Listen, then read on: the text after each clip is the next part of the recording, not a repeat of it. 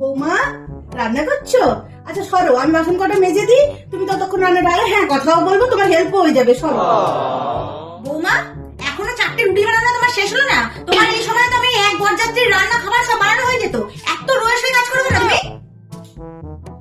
মনে হয় বৌমা এখনো ওঠেনি, চোখ লেগে গেছে মনে হয়। যাই, আমি তোমার জন্য একটু চা করে আনি, আর ব্রেকফাস্টটাও দেখি, বেচারি কত করবে ঠান্ডায়। কি গো শুনছো? এই বাবুর বাবা, দেখো ওটা বাজে। বৌমার এখনো ওঠার সময় হলো না। কখন বাচ্চাটাকে ব্রেকফাস্ট দেবে, কখন লাঞ্চ দেবে, কখন খাবার বানাবে।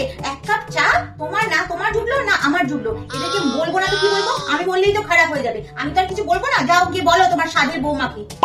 কি করছো? আমি ওটা বলতেই এলাম, তোমার যেটা ইচ্ছে তুমি সেটা পরেই বিয়েতে চলো, আমাদের ওসব নিয়ে কোনো মাথা ব্যথা নেই। আর দুনিয়াদারির চিন্তা তোমাকে করতে হবে না, তোমার যেটা ভালো লাগে তুমি সেটা পরেই চলো। না না, আমাদের কোনো বাধা নেই, চলো।